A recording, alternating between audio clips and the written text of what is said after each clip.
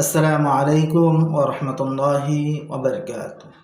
আমি হাবিবুল্লাহ, আপনারা দেখছেন জিনের চিকিৎসা মিডিয়া।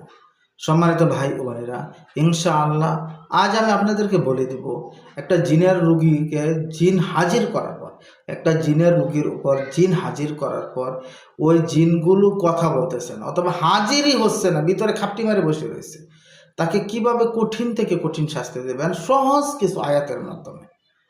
কঠিন থেকে কঠিন শাস্তি হবে, হাজির হয়ে যাবে অথবা হাজির হয়েছে কথা বলতেছে না, কথা বলে ফেলবে, সহজ কিছু আয়াতের মাধ্যমে সেই প্রসেসটি বলে দেবো ইনশাআল্লাহ। সম্মানিত ভাই, সে উদ্দেশ্যে আজকের আমার এই ভিডিওটি বানানো। তাহলে চলুন কথা না বাড়ি আজকের মূল বিষয় নিয়ে আলোচনা করা যাক। সম্মানিত ভাই, কথাগুলো খেয়াল করে শুনবেন। যে জিনগুলো হাজির হচ্ছে না, জানেন জিনের রোগে হাজির হচ্ছে না, মানে কি হাজির তো আগের থেকে খাপটি মেরে বসে রয়েছে, অথবা হাজির হয়েছে ঠিকই কথা বলতেছে না, তাকে যেভাবে শাস্তি দেবেন। আমি বারবার একটা ভিডিও, প্রত্যেকটা ভিডিওতে বলার চেষ্টা করে থাকি যে একই আয়াত বারবার পড়া লাগবে। ভাই পরিবর্তন করবেন না, পরিবর্তন করবেন না। একই আয়াত আপনি ওই পর্যন্ত পড়বেন যতক্ষণ পর্যন্ত আপনি হাঁফিয়ে না যান, আপনি নিজে হাঁফিয়ে না যান, ওই পর্যন্ত পড়বেন। একই আয়াত পড়তে হবে বারবার, আয়াত পরিবর্তন করবেন। এখন কোন আয়াতই পড়বেন?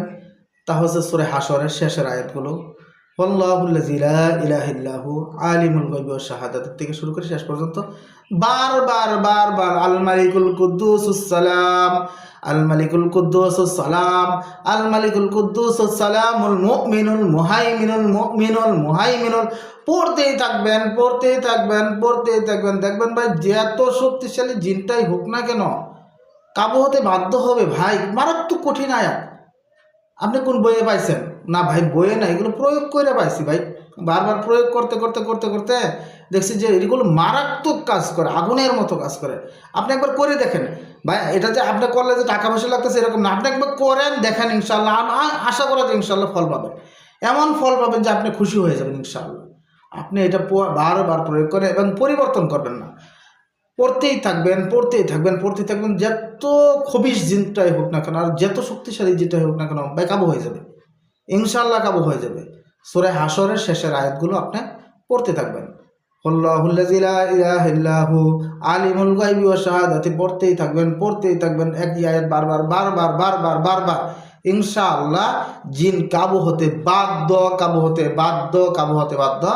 কাবু করার পর আপনি তাকে, আপনার একটা যে মন মতো একটা থিওরি আছে, একটা সিস্টেমে যে আপনি চিকিৎসা দিয়ে থাকেন, ওভাবে চিকিৎসা দেবেন। ইনশাআল্লাহ আশা করা যায় যে জিনটা যাবে শরীর থেকে এবং রোগীটা সুস্থ হয়ে যাবে। তাই সম্মানিত ভাই, আজকের ভিডিওটি এই পর্যন্তই।